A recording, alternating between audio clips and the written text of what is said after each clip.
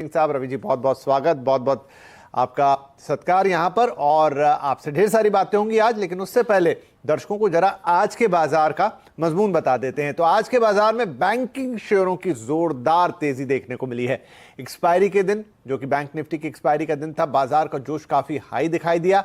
तो वहीं लगातार रिकॉर्ड तोड़ हाई भी रोज हम देख रहे हैं। आज भी सेंसेक्स निफ्टी जो है वो नए शिखर पर बंद हुए हैं।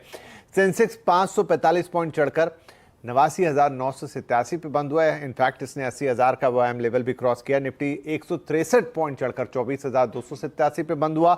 मिड कैप इंडेक्स भी आज रिकॉर्ड क्लोजिंग देने में कामयाब रहा। तो इस बीच जरा देख लेते हैं कि बड़े निवेशकों का मूड कैसा रहा, उन्होंने कैसे देखा इस मार्केट को। तो देखिए, एफआईआईज ने तो यहाँ खरीदारी की 5,483 करोड़ रुपए की, लेकिन थोड़ी सी बिकवाली है, मुनाफा वसूली कह ले। डीआईआईज ने आज करते हुए दिखाई दिए 924 करोड़ रुपए से थोड़ी ज्यादा की।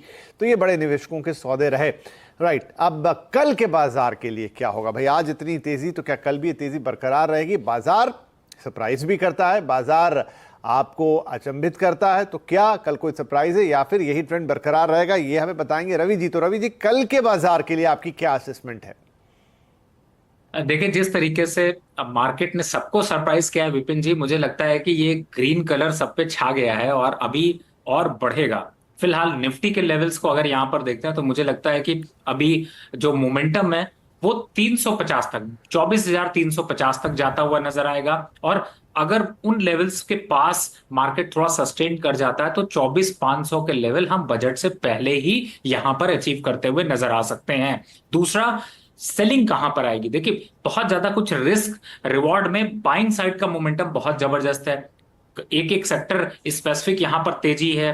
बैंकिंग काउंटर प्राइवेट में पकड़ रहे हैं, फिर आपको चर्निंग होती हुई पीएसयूज में अब दिखाई दे रही। तो मुझे लगता है कि बाइंग साइड से चलना चाहिए। अब बैंक निफ्टी की बात कर लेते हैं, उसमें भी जबरदस्त तेजी है। 53,800 तक के लेवल आपको जल्द देखने को मिल सकते हैं। तो ये तो क्लियर है कि बाय साइड पे चलना है। सेल कहां पर होगा? निफ्टी के लेवल को अगर देखते हैं तो जब तक 24,100 के नीचे निफ्टी ट्रेड नहीं होता तब तक सेल ऑफ नहीं होगा। और सेल बहुत बड़ा नहीं है, यानी कि ज्यादा से ज्यादा आपको 23,800 तक आके मार्केट वापस से स्टेबल होता हुआ नजर आएगा। कल के लिए क्या ट्रेड लेना है? पहला, अगर गैप खुल जाती है तो यहां पर अगर 24,300 के ऊपर का लेवल खुलते हैं, यानी 300, 320, 310 भी रहते हैं, तो बाय करके चलिएगा।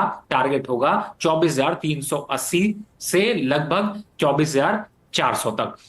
अब नीचे की साइड पे क्या होगा? अगर नीचे 24,200 खुलता है या 150 खुलता है तो भी डिप पे बाय करिएगा, क्योंकि वापस मोमेंटम 350, 300 की तरफ, 24,300 की तरफ लेके जाएगा। 24, अब जो ऑप्शन ट्रेड कर रहे हैं उनके लिए 24,100 की कॉल 200 रुपए के ऊपर रहेगी। बिना सोचे समझे बाय कर लीजिए। टारगेट होगा 280 रुपए का, स्टॉप लॉस होगा यहां पर 175 रुपए का। तो आपके ये ट्रेड हो गए निफ्टी की तरफ से। बैंक निफ्टी पे आ जाते हैं। बैंक निफ्टी पे 53,100 के ऊपर मार्केट खुलते ही बाय करिएगा। टारगेट होगा 53,450 पहला, दूसरा 53,580। ये दो टारगेट कल अचीव होते हुए नजर आएंगे आपको। गिरावट कहां से आएगी? अगर 52,900 के नीचे निफ्टी जाता है तो ही सेल ऑफ होगा, लेकिन सेल ऑफ 52,700 तक आके रुक जाएगा। तो कल का ट्रेड पॉजिटिव है। डिप पे खुले तो भी बाय करना है, ऊपर गैप ओपनिंग होती है तो भी आपको बाय करके चलना है। चलिए, तो बहुत डिटेल में यहाँ पर रवि साहब ने बता दिया आपको कि कल किस तरह की स्ट्रेटेजी आपको रखनी है। वैसे पूरा का पूरा बाइंग मोमेंटम हो, चाहे निफ्टी हो, चाहे बैंक निफ्टी हो, चाहे गैप अप ओपनिंग हो, चाहे गैप डाउन ओपनिंग हो, हर स्थिति में आपको बाय की ही सलाह है। और ऑप्शन ट्रेडर्स के लिए भी उन्होंने लेवल्स बता दिए हैं। राइट, तो ये हुई ब्रॉडर मार्केट्स की बात। रवि जी, कुछ पर्टिकुलर शेयर्स जहां आपकी नजर रहेगी कल? देखिए, पीएसयू का जलवा है और मुझे लगता है कि पीएसयू की तरफ से ही मैं हमेशा छोटे छोटे स्टॉक्स ही बाय करता हूं, बहुत बड़े स्टॉक्स पे नहीं जाता। तो सबसे पहला स्टॉक हो सकता है एक दो दिन में भी इधर रिकमेंड किया हो, लेकिन फिर आज फ्रेश ट्रेड दिख रहा है कल के लिए भी। वो है, पहला है सेल। यहां पर करंट लेवल पे करना है बाय। टारगेट होगा 165 का और स्टॉप लॉस लीजिएगा 146 का। दूसरा शेयर है भेल, BHEL, भेल।